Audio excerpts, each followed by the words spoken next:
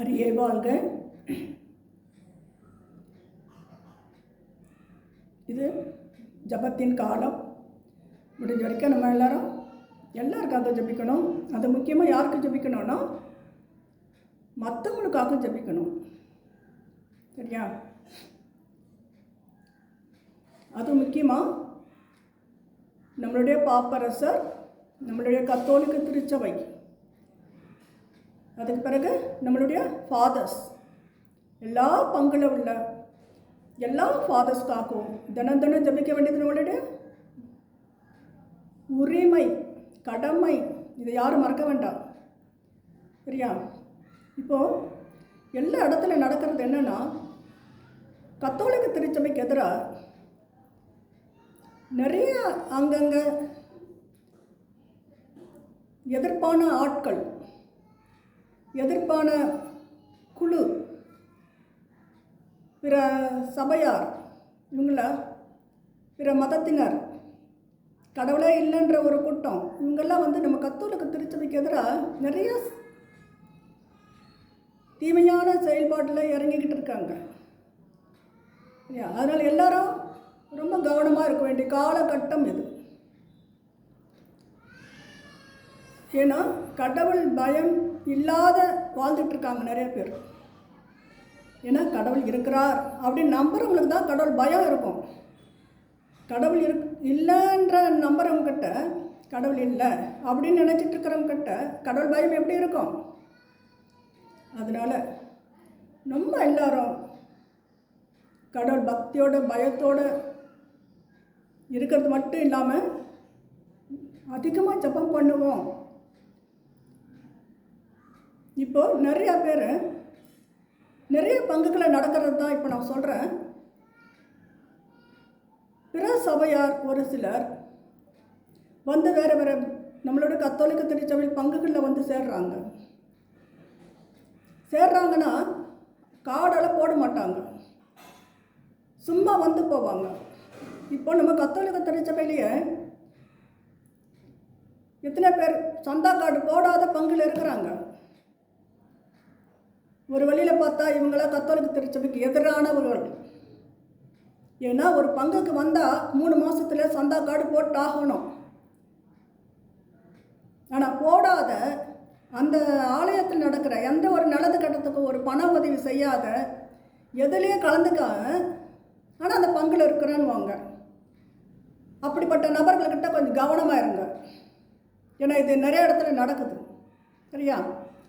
அது மாதிரி இப்போ கத்தோலிக்க திருச்சபையிலேயே இருந்துக்கிட்டே நம்மளோட கத்தோலிக்க திருச்சபைக்கு எதிராக செயல்படுறவங்களும் இருக்கிறாங்க.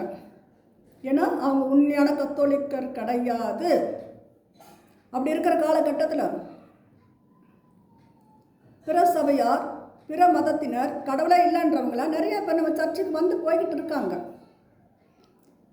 இவங்க என்ன பண்ணுறாங்கன்னா, இந்த அங்கே பணி செய்கின்ற ஃபாதர்ஸுக்கு கெட்ட பேர் வர வைக்கிறதுக்கு என்னென்ன பண்ணணுமா எல்லாத்தையும் பண்ணுறாங்க. புரிஞ்சுதா? அதனால் நம்மளுடைய ஜபந்தான் ஃபாதர்ஸ்க்கு பக்க பலம். அதனால் எல்லாரும் தினம் நம்மளுடைய எல்லா பங்கில் உள்ள ஃபாதர்ஸ்க்காகவும் தினம் ஜபிக்க வேண்டியது நம்மளுடைய கடமை. அது யாரும் மறக்காதீங்க. எப்படி 3 வேளை சாப்பிட்டு தான் ஆகணுன்றீங்களோ அதை மாதிரி தினம் நம்மளுடைய எல்லா பங்கு ஃபாதர்களுக்காகவும், பங்கில் இருக்கிற ஒவ்வொரு ஃபாதருக்காகவும் ஜபிக்க வேண்டியது நம்மளுடைய கடமை.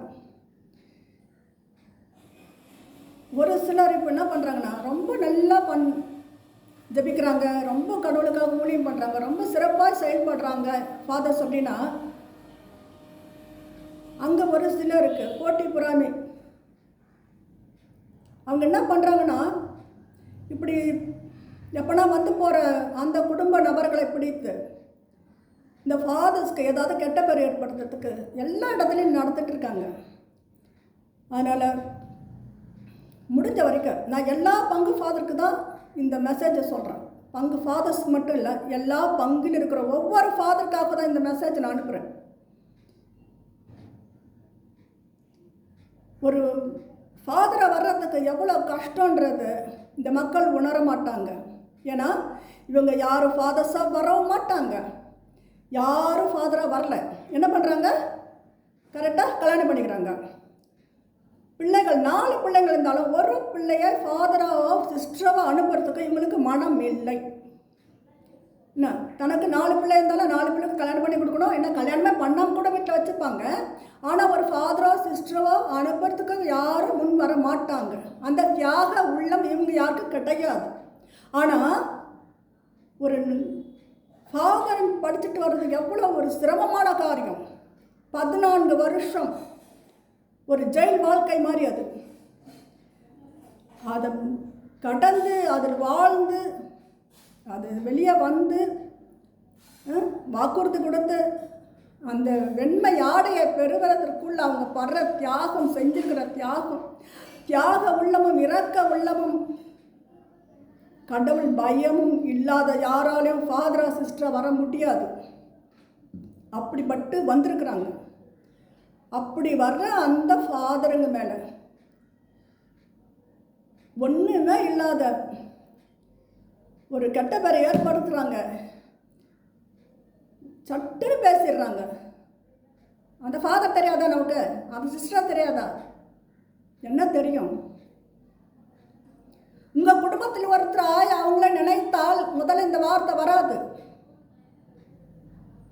உங்கள் குடும்பத்தில் ஒருத்தர் ஃபாதரா சிஸ்டராக போயிருந்தா இந்த வார்த்தை உங்கள் வாயில் வராது. அதனால நெக்ஸ்ட் ஆண்டவர் சொல்கிறாரு, எந்த ஃபாதருக்காக, எந்த ஒரு குருக்காக எதிராக யாராவது போடுறீங்களா, யாராவது எதிராக பேசுகிறீங்களா, இல்லாததா இருக்கிறதா பேசுகிறீங்களா? ஒரு ஃபாதரோ ஒரு சிஸ்டரோ ஏதோ தப்பு பண்ணிட்டாங்கன்னா அதுக்கு காரணம் யார்? நம்மளுடைய ஜப குறைபாடு. அதை ஒவ்வொருத்தரும் ஏற்றுக்கணும். எங்கேயோ ஒருத்தர் ஏதோ ஒரு சிஸ்டரோ ஏதோ தவறு பண்ணிட்டோம், இன்னும் ஒரு ஃபாதர் ஒரு இடத்துல, அதுக்கு காரணம் நம்ம தான். ஆனால் யாரோ ஒருத்தர் தான். பப்ளிக் எக்ஸாம் எழுதுகிற அத்தனை பிள்ளைங்களாம் ஃபெயில் ஆகலை. 10th ஃபுல்லாக மோசமான பிள்ளைங்க, படிக்காத பிள்ளைங்க சொல்கிறதுக்கு காரணம் யார்? அப்போது 10th ஃபுல்லாக இந்த வருஷம் பப்ளிக்கில் எல்லாமே ஃபெயில். யார் காரணம்? டீச்சர்ஸ் தான் காரணம். என்ன சொல்ல வரேன்னா, ஒவ்வொரு ஃபாதருக்காகவும் ஜபிக்க வேண்டிய நம்மளுடைய கடமை, உரிமை. அதை விட்டுட்டு இல்லாததா இருக்கிறதா யாரை நான் பேசுனாங்கன்னா அதுக்கு யாரும் சப்போர்ட் பண்ணிடாதீங்க. என் ஆண்டவர் சொல்லியிருக்கிறார், என் குருக்களுக்காய், அவங்க நிற்கிற இடத்துல நான் நிற்கிறேன், என் குருக்களுக்காய் எதிராக பேசுகிற நபர்களை, அந்த குடும்பத்தை மேல் என்னோட சாபம் இறங்கும். கடவுளோட சாபம் வந்தால் அந்த குடும்பம் என்ன ஆகும், அந்த நபர்கள் என்ன ஆவாங்கன்ட்டு பைபிள் படித்து பாருங்க, தெரியும். நெக்ஸ்ட், ஒரு ஃபாதருங்களுக்காக எதிராக யாருன்னா இல்லாத பொல்லாத பேசுனீங்க, அவங்க செய்கிற பணிகளுக்கு யாருன்னா இடையூறு பண்ணீங்க,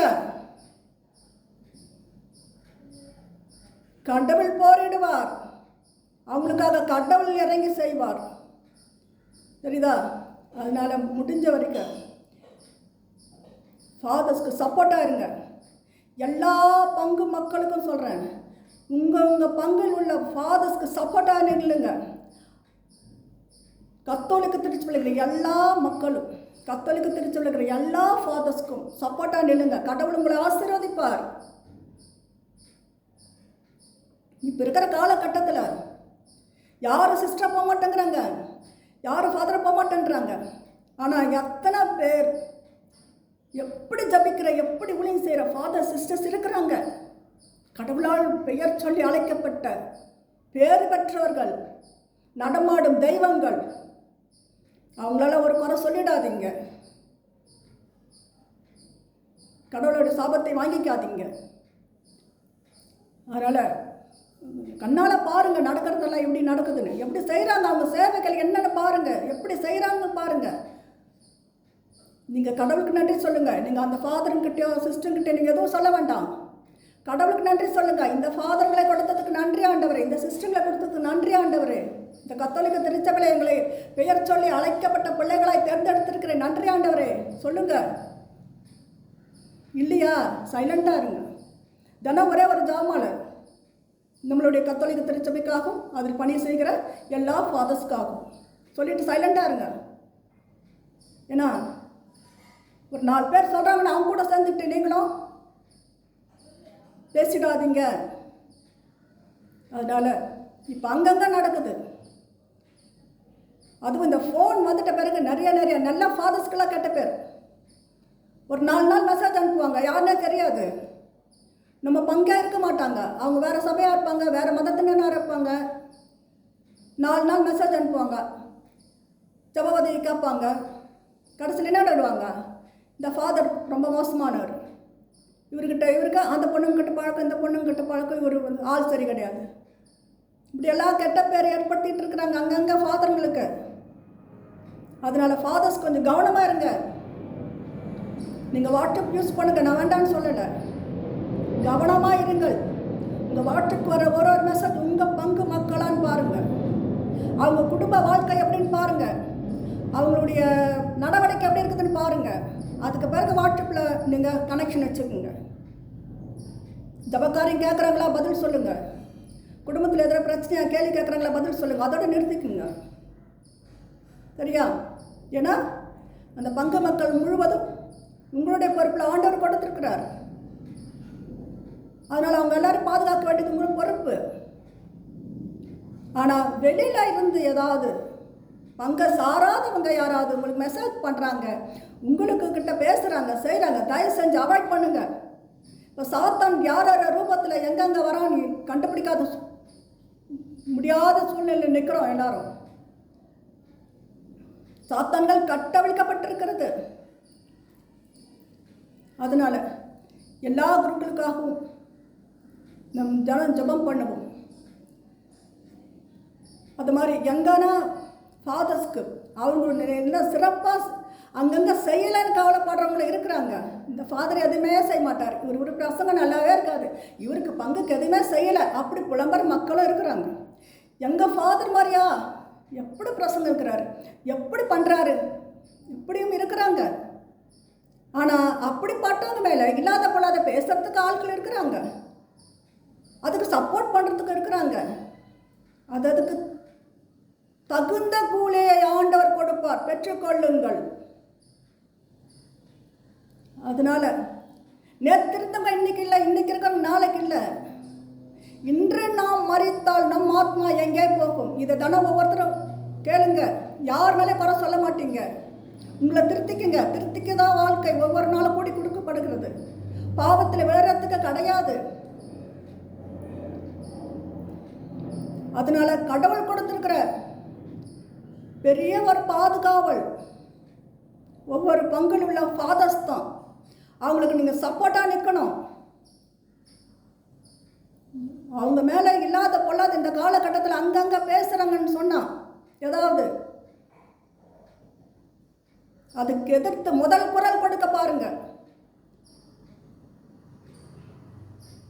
தினம் ஃபாதர்ஸ்க்காக சிஸ்டர்ஸ்க்காக ஜபம் பண்ணும், கத்தோலிக்க திருச்சபைக்காக ஜபம் பண்ணும். மரியே வாழ்க.